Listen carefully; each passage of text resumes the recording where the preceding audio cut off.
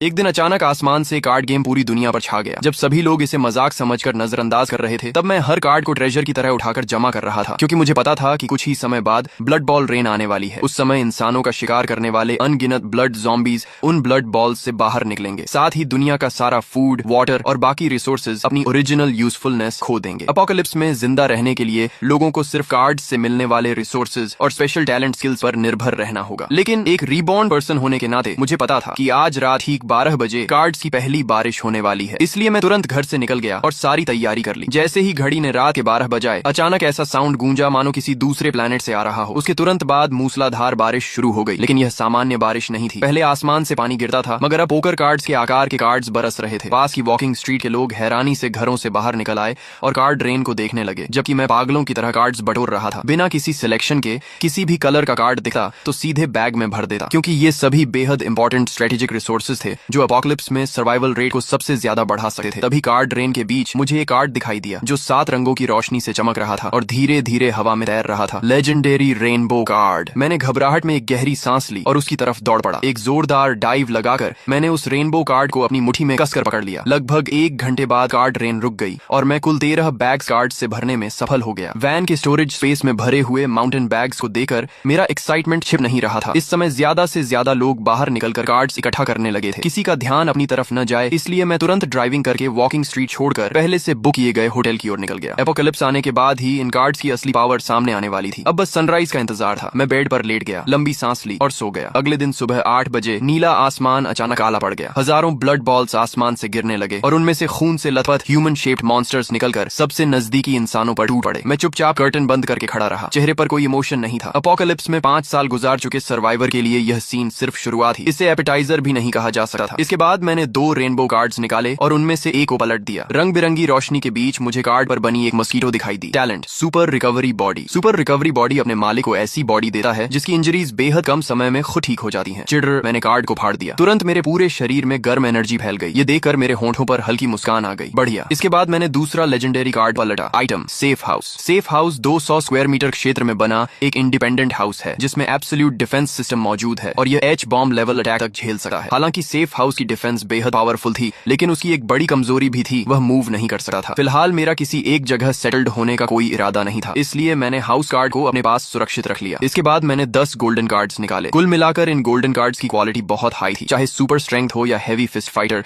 दोनों ही golden cards के T0 level talents थे। तभी अचानक रूम का डोर जोर से टूटकर खुल गया। मैले कुचैले कपड़ों में एक महिला अंदर गिर पड़ी और उसके पीछे 3 ब्लड ज़ॉम्बीज दौड़ते हुए आ गए। वह यंग वुमन चीखते हुए मदद के लिए हाथ बढ़ाने लगी। मैं आगे बढ़ा और सिर्फ 3 पंच में उन ब्लड ज़ॉम्बीज को खत्म कर दिया। महिला इतनी शॉक थी कि काफी देर तक जमीन पर पड़ी तीनों ब्लड ज़ॉम्बीज की बॉडीज को घूरती रही। फिर उसे होश आया और उसने कहा धन्यवाद। मैं उसे देखकर थोड़ा चौंक गया। लिन वार्नर। कितना अजीब संयोग है, अपोकलिप्स के पहले ही दिन उससे मुलाकात हो गई। सच कहूं तो उसने मेरी जान बचाई थी। पिछले जीवन में उसी की मदद से मैं मुश्किल से जिंदा रह पाया था। बाद में हमारा कम्युनिटी एरिया ज़ॉम्बी टाइड द्वारा डिस्ट्रॉय हो गया और फिर मैं उससे कभी नहीं मिला। तभी लिन वार्नर ने हैरानी से पूछा, तुम मुझे जानते हो? बड़ी स्टार हो तुम। मैं तुम्हें कैसे नहीं जानूंगा। मेरी बात सुनकर उसका टेंशन थोड़ा कम हो गया। उसने पूछा, क्या तुम बता सकते हो कि यह सब क्या हो रहा है? ये मॉन्स्टर्स आखिर हैं क्या? मैंने उसे संक्षेप में सब समझाया और फिर टॉपिक बदलते हुए माउंटेन बैग्स की तरफ इशारा किया। यहाँ 10-20 हजार कार्ड्स हैं। अगर मैं अकेले इन्हें सॉर्ट करूंगा तो बहुत समय बर्बाद हो जाएगा। मुझे एक हेल्पर की जरूरत है। क्या तुम मेरी टीम ज्वाइन करना चाहोगी? तुम्हारा काम सिर्फ कार्ड्स को कैटेगरी के हिसाब से सॉर्ट करना होगा और बदले में मैं तुम्हारी सेफ्टी और डेली नीड्स की जिम्मेदारी लूंगा। बाहर का एनवायरनमेंट बेहद डेंजरस था और हर तरफ मॉन्स्टर्स घूम रहे थे, जबकि उसके सामने खड़ा यह आदमी साफ तौर पर बहुत कुछ जानता था। उसके साथ रहना निश्चित रूप से ज्यादा सेफ था, इसलिए उसने तुरंत सिर हिलाकर हामी भर दी। फिर उसने माउंटेन बैग खोलकर सारे कार्ड्स बाहर निकाले और मेरे बताए अनुसार उन्हें अलग अलग कैटेगरीज में सॉर्ट करने लगी। कुछ देर बाद वह मिनरल वाटर की बोतल हिलाते हुए बुदबुदाई। अजीब है, इतना पानी पीने के बाद भी प्यास नहीं बुझ रही। वाटर समेत सारे फूड आइटम्स अब बेकार हो चुके हैं। मैंने बेड पर रखे व्हाइट कार्ड्स की तरफ इशारा किया। अब सब कुछ कार्ड्स से मिलेगा। वाटर कार्ड ढूंढो और उसे फाड़ दो। अगले ही पल उसने एक वाटर कार्ड निकाला और उसे फाड़ दिया। तुरंत उसके हाथ में एक छोटी वाटर बोतल प्रकट हो गई। कितना अमेजिंग है, वह हैरानी से बोली और एक ही सांस में पूरा पानी पीकर फिर कार्ड्स सॉर्ट करने लगी। दोपहर के करीब 12 बजे तक बाहर की सड़क शांत थी। तभी अचानक इंसानों की एक टीम वहां दिखाई दी। उनके पीछे 10 से ज्यादा यंग मेन और वुमेन चल रहे थे और सभी के पास वेपन्स थे। आसपास के ब्लड ज़ॉम्बीज ने जैसे ही इंसानों को देखा, वे गरजते हुए उनकी तरफ दौड़ पड़े। लेकिन उस टीम की कॉम्बैट पावर बेहद जबरदस्त थी। दर्जनों ब्लड ज़ॉम्बीज उनके करीब पहुंचने से पहले ही टुकड़ों में काट दिए गए। उधर ब्लड ज़ॉम्बीज गिरे ही थे कि इधर विंडो के पास खड़ी लिन वार्नर तमाशा देखते हुए उत्साहित होकर चिल्ला उठी, वाह ये लोग कितने पावरफुल हैं, हम यहाँ हैं, हेल्प। मैं तुरंत भौहें सिकोड़कर उसकी तरफ देखने लगा। लेकिन अब कुछ करने में देर हो चुकी थी, क्योंकि पूरी टीम की नजर एक साथ हमारी तरफ हो चुकी थी। कुछ ही देर बाद वह टीम होटल लॉबी में पहुंच गई। जो वेन बेहद एक्साइटेड होकर बोला, लिन वानर, मैं आपका फैन हूँ। मैंने कभी नहीं सोचा था कि न्यू सिटी में बिजनेस ट्रिप के दौरान आपसे मुलाकात हो जाएगी। तभी लिन वानर ने शिष्टता से पूछा, नमस्ते, आप लोग कहाँ जाने वाले हैं? जो वेन ने तुरंत जवाब दिया, बिल्कुल ब्लड ज़ॉम्बीज का शिकार करने और कार्ड्स हासिल करने। उन ब्लड ज़ॉम्बीज के शरीर में कार्ड्स होते हैं। अगर लक अच्छा रहा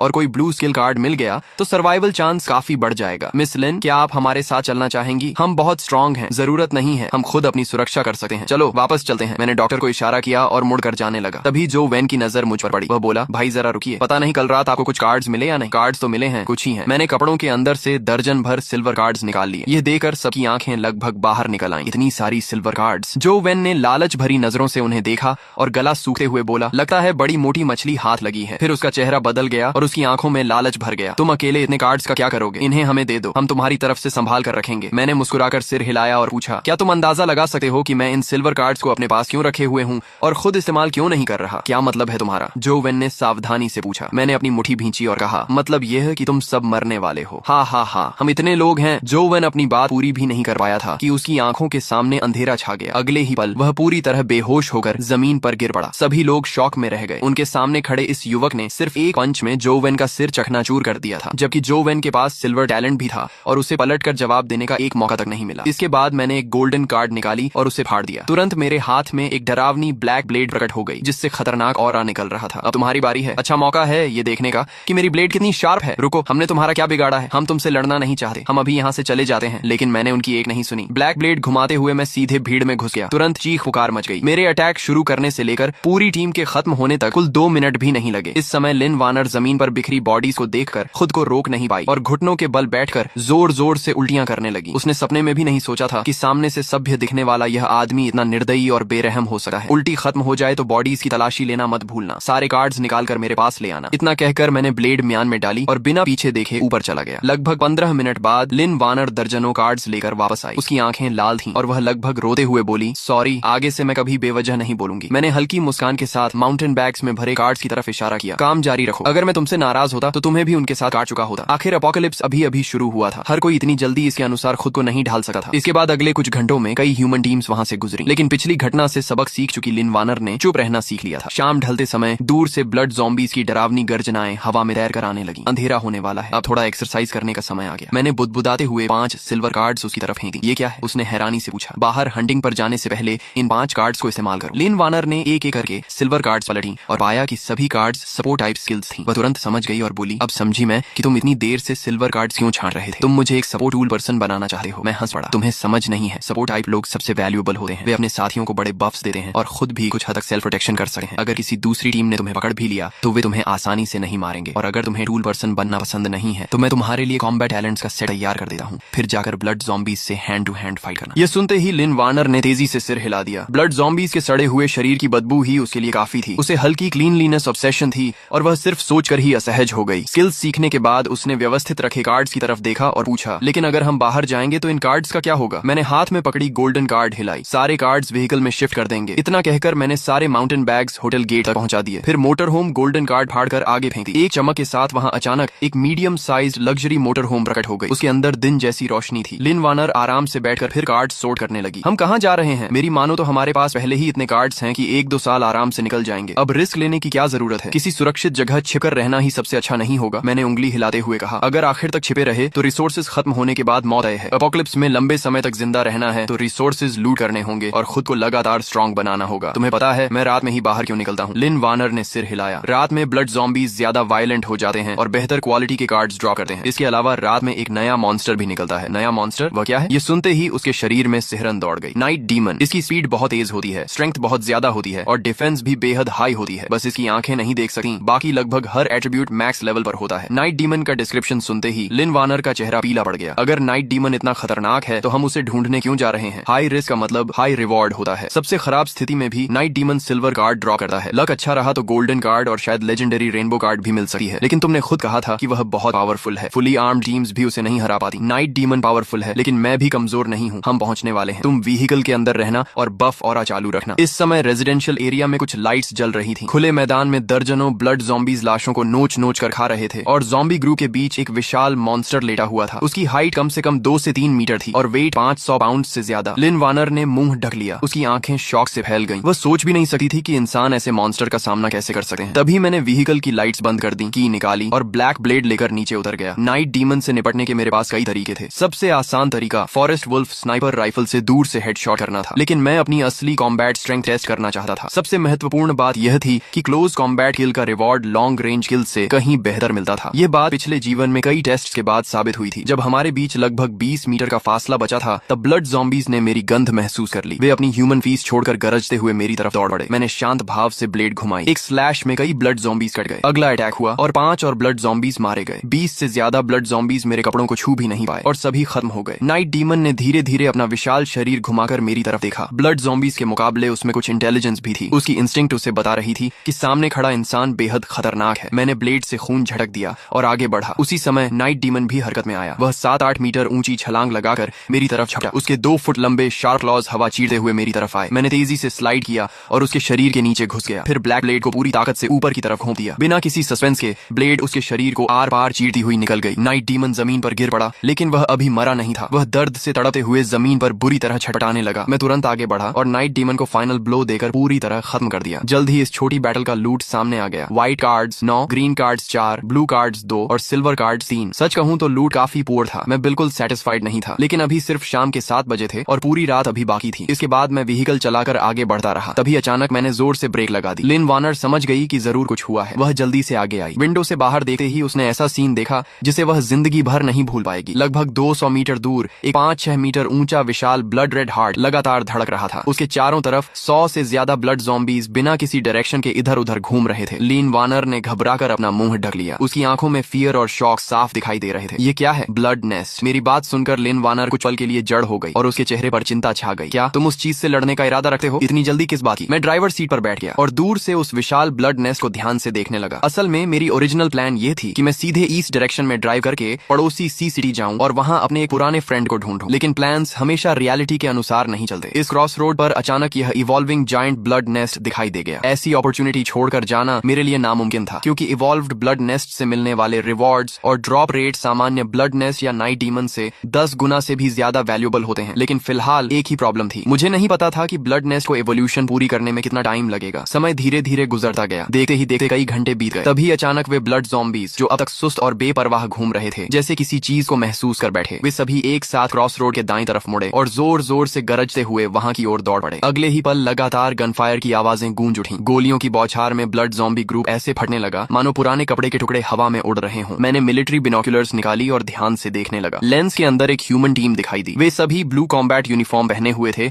और उनके हाथों में गन्स थी। तभी लिन वार्नर ने धीरे से पूछा, क्या ब्लड नेस्ट अब उनसे छिन जाएगा? मैंने बिनोक्यूलर्स नीचे रखी और सिर हिलाया। इतना आसान नहीं है। इंसानों की मौजूदा स्ट्रेंथ के हिसाब से हाई लेवल ब्लड नेस्ट को डैमेज पहुंचाना बहुत मुश्किल है, खासकर यह वाला जो साफ दिखाई दे रहा है कि जल्द ही ब्लैक हार्ट में इवॉल्व होने वाला है। अगर उन्होंने बिना सोचे समझे अटैक किया तो उनकी मौत बेहद बुरी होगी। इस समय क्रॉस रोड पर टीम का लीडर वांग फंग था। उसे जरा भी अंदाजा नहीं था कि उसकी डेथ करीब आ चुकी है। वह आराम से राइफल कंधे पर रखे ब्लड नेस्ट के सामने पहुंचा और हंसते हुए बोला, वाह, इतना बड़ा ब्लड नेस्ट मैंने पहले कभी नहीं देखा। अगर इसे मार दिया तो ढेर सारे अच्छे कार्ड्स मिलेंगे। फीमेल टीम मेंबर ली यान ने तुरंत याद दिलाया, ब्रदर वांग, हमारे पास एमो कार्ड्स ज्यादा नहीं बचे हैं। क्या सच में हम उन्हें इस ब्लड नेस्ट पर वेस्ट करेंगे? बुलेट्स को बचाकर इस्तेमाल करना चाहिए। वांग फंग मुस्कुराया और बोला, बुलेट्स नहीं, हम इसका इस्तेमाल करेंगे। इतना कहकर उसने पॉकेट से कई ग्रीन कार्ड्स निकाले। कार्ड्स देखते ही बाकी टीम मेंबर्स की आंखें चमक उठी। इसी समय लिन वार्नर ने अपनी बड़ी आंखें झकाई और पूछा, क्या ये लोग मोलोटॉफ कॉकटेल्स से ब्लड नेस्ट को जला सकते हैं? मैंने जवाब दिया, नॉर्मल ब्लड नेस्ट के खिलाफ बड़ी संख्या में मोलोटॉफ कॉकटेल्स काम कर सकती हैं, लेकिन इस तरह के इवॉल्विंग ब्लड नेस्ट के खिलाफ नहीं। मोलोटॉफ तो छोड़ो, एक्सप्लोसिव्स और डेटोनेटर्स का इफेक्ट भी काफी कम हो जाएगा। ये लोग सब यहीं खत्म हो जाएंगे। उधर वांग फंग और उसकी टीम ने ब्लड नेस्ट के चारों तरफ सैकड़ों मोलोटॉफ कॉकटेल्स रख दिए। फिर वे कुछ दूरी पर पीछे हट गए और एक बॉटल पर गन फायर कर दी। जोरदार एक्सप्लोजन हुआ और एक विशाल फायर बॉल बनकर पूरे ब्लड नेस्ट को निगल गया। तभी एक टीम मेंबर ने अचानक कुछ अजीब देखा और चिल्लाया, ब्रदर वांग, देखो, मोलोटॉफ्स का उस पर कोई खास असर नहीं हो रहा, सिर्फ उसकी आउटर शेल जली है। वांग फंग ने ध्यान से देखा। सचमुच ब्लड नेस्ट की सिर्फ बाहरी लेयर काली हुई थी। इसके अलावा उसे कोई बड़ा डैमेज नहीं पहुंचा था। ये चीज इतनी टफ कैसे हो सकती है? अगले ही पल लियान का चेहरा सफेद पड़ गया। उसने हाथ में पकड़े डिटेक्शन डिवाइस को देखा और चीख उठी, बुरा हो गया, बहुत सारे ब्लड ज़ॉम्बीज आ रहे हैं, हम गिर चुके हैं। उसकी बात खत्म होते ही शांत क्रॉस रोड की चारों दिशाओं से हजारों ब्लड ज़ॉम्बीज निकल आए। वे लड़खड़ाते हुए टीम को चारों तरफ से घेरने लगे। ब्लड नेस्ट की चीख सुनकर आए ये ब्लड ज़ॉम्बीज ऐसे लग रहे थे जैसे किसी राजा को बचाने दौड़ती हुई सेना हो। वे पागलों की तरह टीम पर टूट पड़े। फायर! वांग फंग ने आदेश दिया। पूरी टीम ने बैक टू बैक पोजीशन लेकर फायरिंग शुरू कर दी। बुलेट्स की बारिश से ब्लड ज़ॉम्बीज झुंड के झुंड गिरने लगे। तभी एक दर्दनाक चीख चीख सुनाई दी। एक मेल टीम मेंबर मैगजीन बदल रहा था कि अचानक एक ब्लड ज़ॉम्बी ने उसे पकड़ लिया और सीधे ज़ॉम्बी हॉर्ड के अंदर घसीट ले गया। कुछ ही सेकंड्स में उसे टुकड़ों में नोच डाला गया। बाकी 6 लोगों के चेहरे डर से बदल गए। मेरे पीछे आओ। वंग फंग ने डायरेक्शन चुनी और तुरंत एक सिल्वर कार्ड फाड़ दी। उसके हाथ में सैमुराई सोर्ड आ गई। वह पूरी ताकत से ज़ॉम्बी हॉर्ड पर टूट पड़ा। एक ही स्लैश में 7-8 ब्लड ज़ॉम्बीज कट गए। इस तरह 6 लोगों की टीम वंग फंग को सेंटर बनाकर ज़ॉम्बी हॉर्ड के बीच से खून की राह बनाते हुए आगे बढ़ने लगी। ये सब मैं शुरू से अंत तक देख रहा था और मुझे हंसी भी आ रही थी और हैरानी भी। क्रॉस रोड पर 4 डायरेक्शंस थी। इन्हें कहीं भी भागना था, लेकिन पता नहीं क्यों सीधे मेरी तरफ ही आ गए। लगता है उन्होंने हमें देख लिया है, लिन वानर ने चिंता से कहा। मैं बिल्कुल शांत रहा और बस इतना बोला, सारे कार्ड्स छिपा दो, गेस्ट्स आने वाले हैं। एस्केप के दौरान वंग फेंग और उसकी टीम ने नेचुरली उस मजबूत मोटर होम को देख लिया था। उनकी आंखों में एक्साइटमेंट चमक उठी। जल्दी दरवाजा खोलो, हमारी मदद करो। मैंने लिन वानर को डोर खोलने का इशारा किया। जैसे ही 6 लोग हांफते हुए मोटर होम के अंदर घुसे, मैंने डोर बंद किया और एक्सेलरेटर दबा दिया। मोटर होम बुलडोजर की तरह आगे बढ़ी और सामने मौजूद दर्जनों ब्लड ज़ॉम्बीज को उड़ा दिया। फिर हम दूसरी डायरेक्शन में निकल गए। हा हा हा, वंग फंग जोर जोर से हंसने लगा। वह अपनी जान बचने पर बेहद खुश था। फिर उसने व्हीकल का इंटीरियर देखा और घबराई हुई लिन वानर पर नजर डाली। अचानक वह चौंक गया। तुम लिन वानर हो? लिन वानर ने सिर हिलाया। हाँ, वांग फंग उत्साहित होकर बोला। यकीन नहीं होता कि अपोकलिप्स में भी किसी लाइव सेलिब्रिटी से मुलाकात हो जाएगी। फिर उसने मेरी तरफ देखा और कहा, फ्रेंड, तुम्हारी लक काफी अच्छी है। इतनी शानदार मोटर होम मिली है, कम से कम गोल्ड टीयर की होगी। बहुत बढ़िया, हमारी जान बचाने के लिए थैंक्स। लेकिन अगर एक अच्छा काम कर ही दिया है तो पूरा कर दो। ये मोटर होम भी हमें दे दो, तुम्हारे हाथ में इसका कोई फायदा नहीं। तभी लिन वानर गुस्से से बोली, तुम लोग इतने शेमलेस कैसे हो सकते हो? हमने तुम्हारी जान बचाई और तुम बदले में यही कर रहे हो? वांग फंग हंस पड़ा। ये वर्ल्ड अपोकलिप्स में बदल चुका है। यहाँ कौन ग्रेटिट्यूड और रिवेंज की बातें करता है? इतने इनोसेंट मत बनो। तुमने हमारी हेल्प की है, इसलिए मैं तुम्हें नहीं मारूंगा। बस व्हीकल छोड़कर नीचे उतर जाओ। मैं मुस्कुराया। सब कुछ बिल्कुल मेरी एक्सपेक्टेशन के अनुसार हो रहा था। तुम लोग तो काफी काइंड निकले। वांग फंग ने भौहें सिकोड़ कर पूछा, क्या कहा? लेकिन उसके सवाल पूरा होने से पहले ही मिलिट्री डैगर उसकी गर्दन काट चुकी थी। वांग फंग की आंखें फैल गईं। उसका शरीर कंट्रोल खो बैठा और वह सीट से नीचे गिर पड़ा। अगले ही पल मैंने उसके हाथ से पिस्टल छीनी और बेहद प्रैक्टिस किए हुए अंदाज में सेफ्टी हटाकर ट्रिगर दबा दिया। 10 सेकंड से भी कम समय में व्हीकल के अंदर पूरी शांति छा गई। इसके बाद मैंने मोटर होम वापस उसी जगह मोड़ दी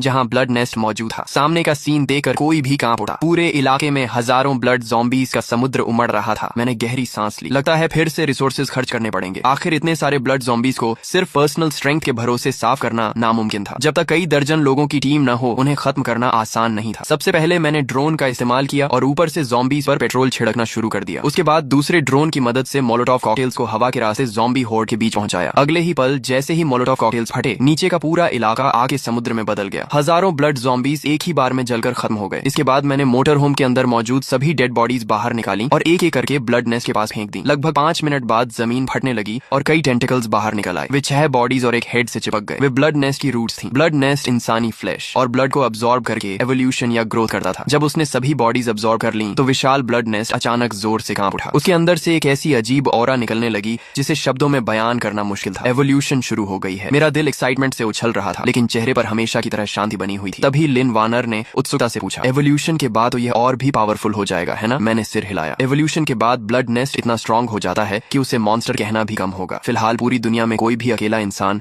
ब्लैक हार्ट को सोलो फाइट में नहीं हरा सकता, लेकिन एवोल्यूशन प्रोसेस के दौरान ब्लड नेस्ट अपनी सारी एनर्जी कोर में खींच लेता है ताकि ट्रांसफॉर्मेशन पूरा हो सके। दूसरे शब्दों में कहूं तो यही उसका सबसे वीक मोमेंट होता है। इस समय उसकी डिफेंस सामान्य ब्लड नेस्ट से ज्यादा नहीं होती और उसे मारना सबसे आसान होता है। इसके बाद मैं ब्लैक ब्लेड लेकर सीधे ब्लड नेस्ट की तरफ बढ़ गया। ब्लेड ने उसकी आउटर शेल को ऐसे काट दिया जैसे गर्म चाकू मक्खन को काटा है। ब्लड नेस्ट का अंदरूनी हिस्सा पूरी तरह दिखाई देने लगा। ऊपर से नीचे तक सैकड़ों स्ट्रेंज फ्लैश पॉड्स बेतरतीब तरीके से लगे हुए थे। मैं उसके अंदर गहराई तक पहुंचा और जल्द ही मुझे वह हार्ट मिल गया जो हवा में तैर रहा था और धीरे धीरे अपना कलर बदल रहा था। जैसे ही हार्ट पूरी तरह ब्लैक कलर में बदल गया, मैंने बिना एक पल गंवाए ब्लेड चलाई और ब्लैक हार्ट को काटकर अलग कर दिया। फिर मैं तुरंत मुड़ा और तेजी से मोटर होम की तरफ भाग गया। व्हीकल के अंदर लिन वानर की आंखों में क्यूरियोसिटी भरी हुई थी। क्या यही ब्लैक हार्ट है? मैंने सिर हिलाया और ब्लैक हार्ट को डाइनिंग टेबल पर रख दिया। फिर गहरी सांस लेते हुए बोला, यह ब्लैक हार्ट है, अपोकलिप्स के शुरुआती दौर का सबसे प्रेशियस रिसोर्स। जैसे ही मैंने ब्लेड से उसे 2 हिस्सों में बांटा, ब्लैक हार्ट तुरंत राख बनकर बिखर गया। लेकिन जहां वह रखा था वहां कार्ड्स का एक बड़ा स्टैक दिखाई दिया। कुल मिलाकर वहां दर्जन भर से ज्यादा कार्ड्स थी। मैंने उत्साह में अपने हाथ रगड़े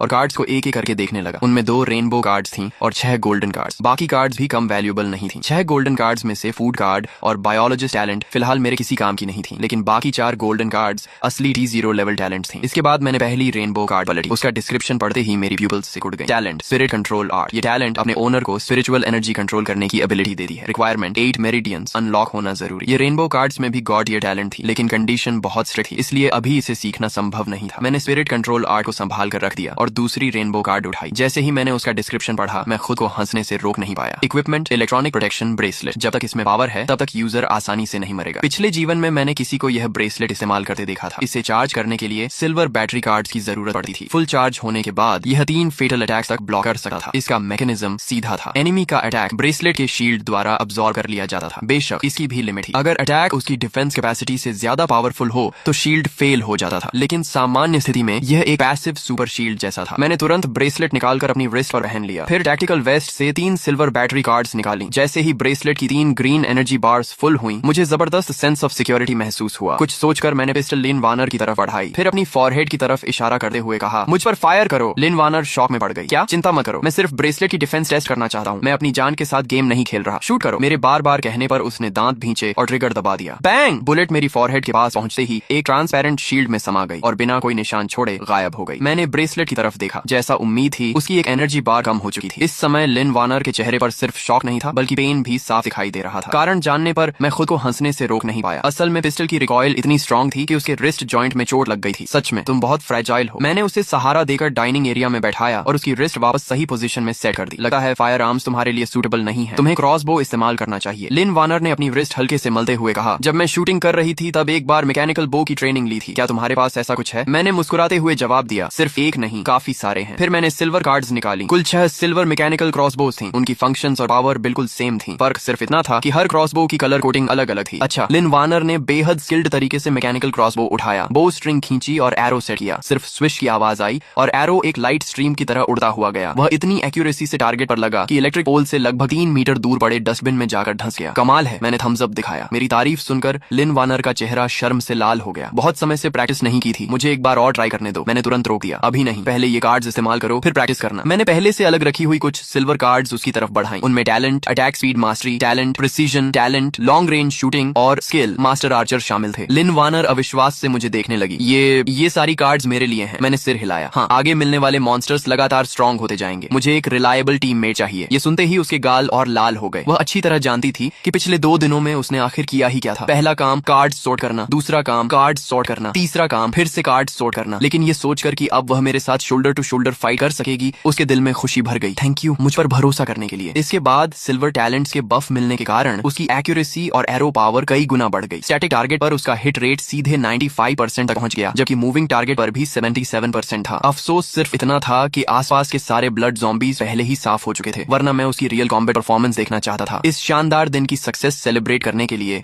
मैंने एक सिल्वर फूड कार्ड फाड़ दी। तुरंत सिचुआन हॉट पॉट फीस्ट तैयार हो गई। टेबल पर प्रीमियम बीफ, मटन और तरह तरह की फ्रेश वेजिटेबल्स सज गई। कुल मिलाकर 30 से ज्यादा डिशेस मौजूद थी। वाह, ये तो बहुत लग्जूरियस है, लेकिन इतना खाऊंगी तो मोटी तो नहीं हो जाऊंगी। मैंने सिर पकड़ लिया। ये कैसी बात हुई? बाकी लोग इस एपोकलिप्स में भूखे मरने की चिंता कर रहे हैं और तुम्हें वेट गेन की चिंता हो रही है। तभी ठक ठक ठक की आवाज आई। जब हम दोनों हॉट पॉट का मजा ले रहे थे, तभी मोटर होम का डोर जोर जोर से नॉक किया जाने लगा। मैंने ड्राइविंग रिकॉर्डर स्क्रीन पर नजर डाली। पहले मुझे लगा कोई ब्लड ज़ॉम्बी होगा, लेकिन बाहर एक मिडिल एज कपल खड़ा था और वुमन की गोद में 3-4 साल का छोटा बच्चा था। वुमन रोते हुए बोली, प्लीज हमारी मदद कीजिए, हमें 2 दिन से पानी नहीं मिला है, थोड़ा वाटर और फूड दे दीजिए। मैं कुछ पल सोचता रहा, फिर डोर खोल दिया। लिन वानर, कुछ वाटर कार्ड्स और फूड कार्ड्स लेकर आओ। वह जल्दी से कैबिनेट तक गई और कुछ कार्ड्स निकालकर कपल को दे दिए। मिडिल एज कपल भावुक होकर मेरे सामने घुटनों के बल बैठ गए। Thank you. मैंने सिर्फ सिर हिलाया। रात में बाहर सेफ नहीं है, वापस घर जाओ। इतना कहकर मैं डोर बंद करने ही वाला था कि मिडिल एज मैन अचानक बोला, रुकिए 1 मिनट। मैंने बिना किसी नरमी के जवाब दिया, अगर तुम लोग व्हीकल में चढ़ने की परमिशन मांगने वाले हो तो मैं अभी साफ बता देता हूँ कि यह इम्पॉसिबल है। आदमी थोड़ा झेप गया। नहीं, ऐसी बात नहीं है, आपने हमें वाटर और फूड दिया, हम पहले ही बहुत थैंकफुल हैं। हम ऐसा सोच भी नहीं सके, लेकिन मेरा बेटा सिर्फ 3 साल का है, बाहर बहुत डेंजर है। क्या आप? मैंने उसकी बात पूरी होने से पहले ही मना कर दिया। बिल्कुल नहीं, इस बारे में सोचना भी मत। अभी मेरा मूड अच्छा है, इसलिए चुपचाप चले जाओ। इतना कहकर मैंने सीधे डोर बंद कर दिया। लिन वानर ने कुछ नहीं कहा, वह बस लगातार मुझे देखती रही। मैंने मुस्कुराकर पूछा, क्या हुआ? मेरे चेहरे पर कुछ उग आया है क्या? उसने सिर हिलाया। नहीं, मुझे बस उम्मीद नहीं थी कि तुम उन्हें कार्ड्स दोगे। मैंने शांत स्वर में कहा, वह 3 लोगों का परिवार शायद अपोकलिप्स के सेकंड फेज तक भी जिंदा नहीं रह पाएगा, इसलिए मैंने उन्हें सीरियस सर्वाइवर की तरह देखा ही नहीं। मेरे लिए वे सड़क पर घूमने वाली स्ट्रे कैट्स और डॉग्स जैसे हैं। वैसे भी मेरे पास एक्स्ट्रा रिसोर्सेज थी, थोड़ा दे देने में कोई प्रॉब्लम नहीं। इसके बाद हम आराम से खाकर बैठे रहे। मैंने मिलिट्री बिनोकुलर्स उठाई और स्काई में मौजूद मॉन्स्टर्स को देखने लगा। मेरा अंदाजा था कि ज्यादा समय नहीं लगेगा और दूसरी कार्ड रेंज शुरू हो जाएगी, इसलिए मैंने तय किया कि आज रात कोई एक्शन नहीं करूंगा और पूरा रेस्ट लेकर एनर्जी रिकवर करूंगा। अगले दिन सुबह 7:30 बजे बिल्कुल मेरी प्रेडिक्शन के अनुसार दूसरी कार्ड रेंज शुरू हो गई। हालांकि इसका स्केल पहली रेंज से काफी छोटा था, लेकिन सर्वाइवर्स के लिए यह फिर भी होप लेकर आई थी। आसपास के रेजिडेंट्स खुशी से चिल्लाते हुए कार्ड्स इकट्ठा करने बाहर निकल आए। थोड़ी देर बाद कार्ड रेन खत्म हो गई। ये पूरी रेन 1 घंटे से भी कम चली। इस बार मेरा लक ज्यादा अच्छा नहीं रहा। मुझे सिर्फ कुछ रिसोर्स टाइप गोल्डन कार्ड्स मिली, जबकि जबकि बाकी सभी ब्लू और ग्रीन कार्ड्स थी। इसलिए मैंने सोचा कि रेजिडेंशियल एरिया में जाकर देखता हूँ, शायद कोई हाई क्वालिटी कार्ड एक्सचेंज करने को मिल जाए। लेकिन रेजिडेंट्स के लिए इस समय सबसे इंपॉर्टेंट चीज फूड और वाटर थी। इसके बाद मैंने फूड और वाटर से भरा एक बैग तैयार किया और उसे अपनी पीठ पर टांग लिया। फिर मैंने लिन वार्नर की तरफ देखकर कहा, व्हीकल के अंदर ही रहना, कोई भी डोर नॉक करे मत खोलना, मैं ज्यादा दूर नहीं जाऊंगा, अगर कोई प्रॉब्लम हो तो मुझे कॉल कर देना। लिन वार्नर ने गंभीरता से सिर हिलाया, तुम भी अपना ध्यान रखना। मैं तुरंत व्हीकल से नीचे उतरा और एक गोल्डन कार्ड फाड़ दी। कार्ड को आगे फेंकते ही खाली ग्राउंड पर एक रेड गोस्ट फायर मोटरसाइकिल प्रकट हो गई। मोटर होम के बाद यह मेरी दूसरी गोल्डन व्हीकल कार्ड थी। इस मोटरसाइकिल का डिस्क्रिप्शन काफी फनी था। गोस्ट फायर मुसीबत में हो तो आठों दिशाओं से लोग सिर्फ लाई करते हैं। सारी तैयारी पूरी होने के बाद मैं गोस्ट फायर मोटरसाइकिल पर बैठा और तेजी से आगे निकल गया। कुछ देर बाद मैं रेजिडेंशियल गार्डन पहुंचा। गार्डन पूरी तरह खाली था, वहाँ एक भी इंसान दिखाई नहीं दे रहा था। लेकिन मुझे अच्छी तरह पता था कि कॉलोनी के सारे रेजिडेंट्स अपने अपने फ्लैट्स में छिपे हुए थे और इस समय दर्जनों आंखें खिड़कियों के पीछे से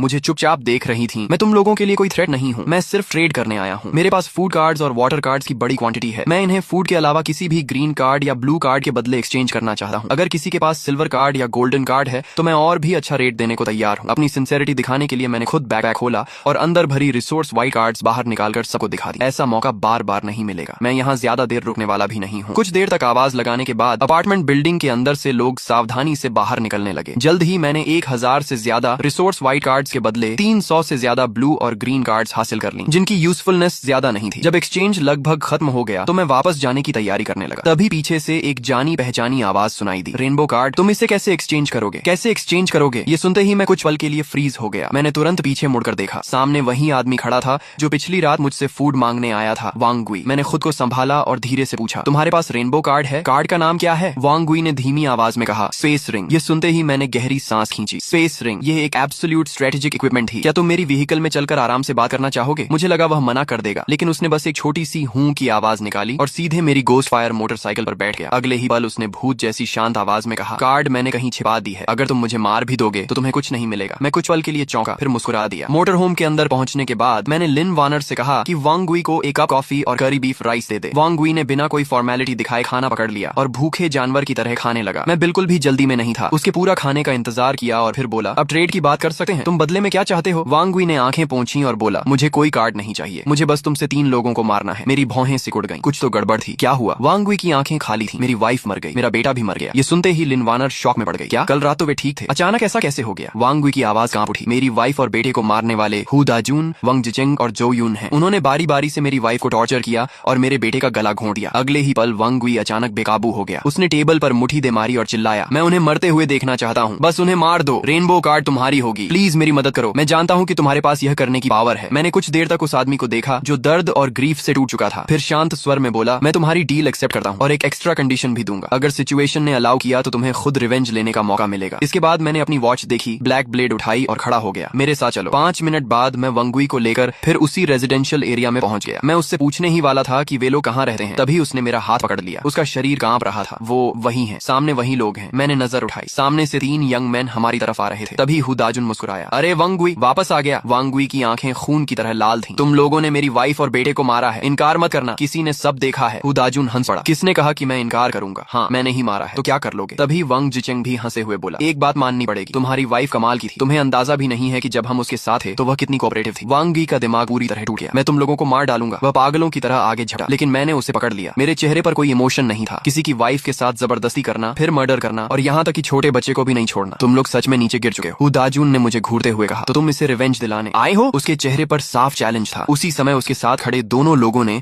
जानबूझकर अपनी वेस्ट पर लगी पिस्टल्स दिखा दी। 3 आदमी, 3 गन्स। उन्हें पूरा कॉन्फिडेंस था। मैं हल्का सा मुस्कुराया, बस तुम तीनों ही हो? अगले ही पल हु दाजुन ने पिस्टल निकाली, मर जा। लेकिन ट्रिगर दबाने से पहले ही मैं फायर कर चुका था। बैंग, बुलेट ने उसकी आर्म तोड़ दी, मेरी बांह। हु दाजुन दर्द से चीखता हुआ जमीन पर गिर पड़ा। वांग जिचेंग और जो यून ने तुरंत मुझ पर फायर करना शुरू कर दिया, लेकिन उनकी बुलेट्स मेरे शरीर को छूते ही गायब हो गई। इलेक्ट्रॉनिक प्रोटेक्शन ब्रेसलेट ने हर अटैक अब्सॉर्ब कर लिया। मुझे एक भी स्क्रैच नहीं आई। मैंने उन्हें सोचने का मौका नहीं दिया। बैंग बैंग, 2 और शॉट्स गूंजे। दोनों की गन होल्डिंग आर्म्स टूट गई। क्यों? मैंने उसे हिट किया था, उसे कुछ हुआ क्यों नहीं? दर्द से दोनों चीखने लगे। इसके बाद मैंने वांग गुई के कंधे पर हाथ रखा और उसे एक ग्रीन ब्लेड कार्ड थमा दी। अब तुम्हें खुद अपनी वाइफ और बेटे का रिवेंज लेने का मौका मिलता है। तुम्हारी रिक्वेस्ट मैंने पूरी कर दी, अब मेरी पेमेंट कहाँ है? वांग गुई ने कांपती आवाज में जवाब दिया, बिल्डिंग के ग्राउंड फ्लोर पर जो ड्रेन पाइप है उसके पीछे। इतना कहकर उसने ब्लेड पकड़ी और धीरे धीरे उन तीनों की तरफ बढ़ने लगा जो जमीन पर पीछे हटे हुए दया की भीख मांग रहे थे। ब्रदर वांग, प्लीज हमें माफ कर दो, हमसे गलती हो गई, हमें छोड़ दो, हम तुम्हारे लिए कुछ भी करेंगे, हमारे पास बहुत सारे कार्ड्स हैं, सब तुम्हें दे देंगे, प्लीज हमें मत मारो। मैंने एक नजर नजर सीन पर डाली और फिर मुड़ गया। जो करना था मैं कर चुका था। अब लाइफ और डेथ का फैसला वांग गुई के हाथ में था। फिलहाल मेरी दिलचस्पी सिर्फ उस स्पेस रिंग में थी। जैसा उसने बताया था, बिल्डिंग के ग्राउंड फ्लोर के कॉरिडोर के आखिर में मौजूद ड्रेन पाइप के पीछे मिट्टी और इंडस्ट्रियल वेस्ट से ढका हुआ एक छोटा सा छिपा हुआ स्पॉट था। मैंने कार्ड को फाड़ा और रिंग अपनी उंगली में पहन ली। अगले ही पल मेरे दिमाग में एक चौकोर स्पेस दिखाई दिया। आकार में वह सिर्फ 10 क्यूबिक मीटर का था, लेकिन वास्तव में उसमें बहुत सारा सामान रखा जा सकता था। जिस क्षण मुझे स्पेस रिंग के अस्तित्व का पता चला था, उसी समय मैंने तय कर लिया था कि इसका इस्तेमाल किस लिए करूंगा। डेड बॉडी स्टोर करने के लिए। इसके बाद मैं बिल्डिंग से बाहर निकला और एक नजर चारों तरफ डाली। इस समय वांग गुई का पूरा शरीर खून से सना हुआ था। वह ब्लड पूल के बीच बैठा कभी रो रहा था, कभी हंस रहा था। ऐसे समय में किसी भी तरह की सांत्वना मीनिंगलेस लगी। मैंने कुछ नहीं कहा और बस उसके पास से गुजर गया। कुछ घंटों बाद फिर बारिश शुरू हो गई। नहीं, यह सामान्य बारिश नहीं थी, ब्लड रेन। लिन वार्नर की घबराई हुई आवाज ने मुझे जगा दिया। मैं ड्राइवर सीट पर आंखें बंद करके रेस्ट कर रहा था। मैंने विंडो से बाहर देखा। आसमान से अलग अलग साइज के ब्लड स्फीयर्स लगातार गिर रहे थे। उनकी संख्या पहली ब्लड रेन से कम नहीं बल्कि उससे भी ज्यादा थी। चलो अब तुम्हारी आर्चरी स्किल टेस्ट करने का समय आ गया है। इतना कहकर मैं लिन वार्नर को लेकर मोटर होम की रूफ पर चढ़ गया। क्या हुआ? इतनी डरी हुई क्यों लग रही हो? नहीं, मैं डरी नहीं हूँ। फिर कांप क्यों रही हो? लिन वार्नर मुस्कुराई। मैं डर नहीं रही, एक्साइटेड हूँ। पहले सिर्फ तुम्हें मॉन्स्टर्स मारते हुए देखी थी, अब आखिरकार मैं भी तुम्हारे साथ फाइट कर सकी हूँ। देखना, आज मैं अच्छा परफॉर्म करूंगी। बात करते करते उसने क्रॉस बो उठाई, बो स्ट्रिंग खींची और एरो छोड़ा। स्विश, एरो बिजली की तरह उड़कर गया और सीधे एक ब्लड ज़ॉम्बी के सिर को भेद गया। उसकी मूवमेंट स्मूथ और परफेक्ट थी। बहुत बढ़िया, ऐसे ही जारी रखो। मैंने थम्स अप दिखाया। इसके बाद समय तेजी से बीत गया। शाम होते होते हम फिर उसी क्रॉस रोड पर मोटर होम के अंदर लौट आए। नीचे आ जाओ और थोड़ा रेस्ट कर लो। आसपास शायद अब कोई ब्लड ज़ॉम्बी नहीं बचा है। मैंने रूफ पर मौजूद लिन वार्नर को आवाज दी। सिर्फ 2 घंटों के अंदर ही मुझे एहसास हो गया था कि उसमें कॉम्बैट टैलेंट और लर्निंग एबिलिटी बेहद स्ट्रॉन्ग थी। शुरुआत में वह हर ज़ॉम्बी को देकर घबरा जाती थी, लेकिन बाद में लगातार हेडशॉट्स लगाने लगी। उसकी इंप्रूवमेंट स्पीड सचमुच चौंकाने वाली थी। मैंने कुल 61 ब्लड ज़ॉम्बीज मारे हैं। लिन वार्नर खुशी से उछलते हुए व्हीकल के अंदर आई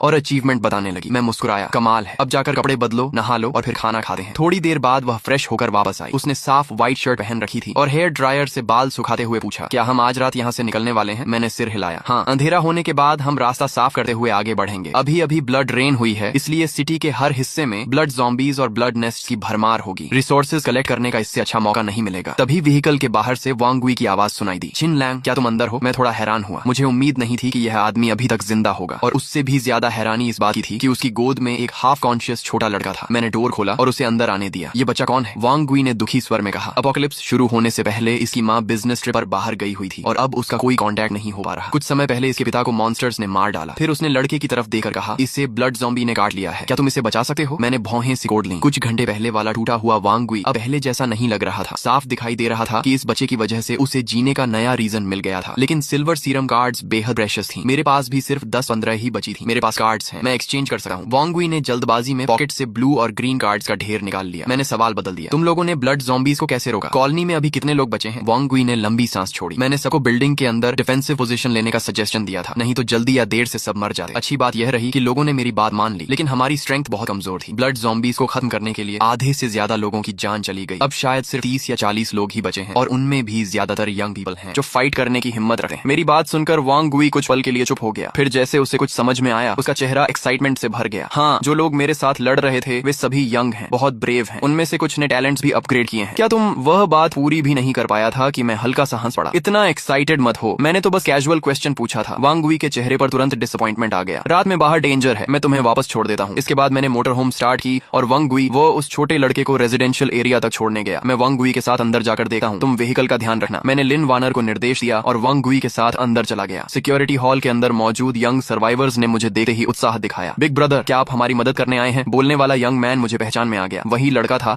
जिसने दोपहर में सबसे पहले मुझसे कार्ड एक्सचेंज किया था। उसकी गर्लफ्रेंड उसके पीछे कांपती हुई खड़ी थी। दोनों के कपड़ों पर मिट्टी और खून के दाग लगे हुए थे। उनसे काफी बदबू भी आ रही थी, लेकिन इसके लिए उन्हें दोष नहीं दिया जा सकता था। जब वाटर कार्ड्स इतनी रेयर हों तब कोई भी उन्हें नहाने में वेस्ट नहीं करता। ज्यादातर लोग उन्हें सिर्फ पीने के लिए बचा कर रखते थे। मैं बस देखने आया हूँ। इतना कहकर मैंने पूरे हॉल पर नजर दौड़ाई और धीरे से सांस छोड़ी। वांग गुई झूठ नहीं बोल रहा था। यहाँ आधे से ज्यादा लोग सचमुच मर चुके थे। मैंने कैजुअल अंदाज में पूछा, मैं थोड़ी देर में यहाँ से निकल जाऊंगा, उसके बाद तुम लोग क्या करने वाले हो? वांग गुई तुरंत आगे बढ़ा। मिस्टर चिन, आप कहाँ जा रहे हैं? क्या आप हमें अपने साथ नहीं ले जा सकते? अगर हम यहाँ रहे तो जल्दी या देर से मॉन्स्टर्स हमें मार डालेंगे। सिर्फ आपके साथ रहने पर ही हमारे पास सर्वाइवल की होप है। बिग ब्रदर, प्लीज हमें भी अपने साथ ले चलिए। प्लीज हमारी मदद कीजिए। सब लोग खड़े हो जाओ, बैठकर बात मत करो। जब सभी लोग खड़े हो गए तो मैंने हाथ उठाकर उन्हें शांत किया। अगर तुम लोग सच में मेरे साथ चलकर सर्वाइवल का रास्ता ढूंढना चाहते हो तो यह इम्पॉसिबल नहीं है, लेकिन पहले 3 रूल्स मानने होंगे। मुझे हमेशा कड़वी बातें पहले ही साफ साफ बोलना पसंद है। इसके बाद रात और भी गहरी हो गई। टूटी फूटी सड़कों से भरे शहर के बीच एक मोटर होम धीरे धीरे आगे बढ़ रही थी। उसके पीछे एक पूरी टीम चल चल रही थी। कुल मिलाकर 30 से ज्यादा लोग थे। सभी अंधेरे में चुपचाप व्हीकल का पीछा कर रहे थे। आज रात कैरावैन की लक अच्छी भी थी और खराब भी। अच्छी बात यह थी कि उन्हें रास्ते में सबसे बड़ा ब्लड ज़ॉम्बी ग्रुप सिर्फ 20 से कुछ ज्यादा ज़ॉम्बीज का मिला। खराब बात भी यही थी कि उन्हें सबसे बड़ा ब्लड ज़ॉम्बी ग्रुप सिर्फ 20 से कुछ ज्यादा ज़ॉम्बीज का ही मिला। मतलब रास्ते में बड़े थ्रेट्स नहीं मिले और हाई क्वालिटी रिवॉर्ड्स भी नहीं मिले। आखिरकार मोटर होम एक बड़े शॉपिंग मॉल के सामने जाकर रुक गई। वांग गुई, कुछ लोगों को लेकर अंदर जाओ और चेक करो, अगर कोई डेंजर दिखे तो तुरंत वापस निकल आना। वांग गुई ने जल्दी से 5 यंग सर्वाइवर्स को साथ लिया और सावधानी से मॉल के अंदर चला गया। यह मेरा पहला रूल था, मेरी हर कमांड बिना किसी क्वेश्चन के फॉलो करनी होगी। कुछ मिनट बाद वांग गुई दौड़ता हुआ वापस आया। उसके चेहरे पर खुशी साफ दिखाई दे रही थी। बॉस, मॉल का फर्स्ट फ्लोर पूरी तरह सेफ है। लगता है किसी ने पहले यहाँ शेल्टर बनाया था। आज रात हम यहीं रेस्ट कर सकते हैं। मैंने सिर हिलाया। अच्छा, अब कार्ड्स कलेक्ट करो। ये मेरा दूसरा रूल है। सभी कार्ड्स टीम लीडर के पास जमा होंगी और फाइनल डिस्ट्रीब्यूशन मैं करूंगा। जो भी कार्ड्स छिपाएगा उसे टीम से तुरंत निकाल दिया जाएगा। वांग गुई ने तुरंत एक बड़ा स्टैक मेरी तरफ बढ़ा दिया।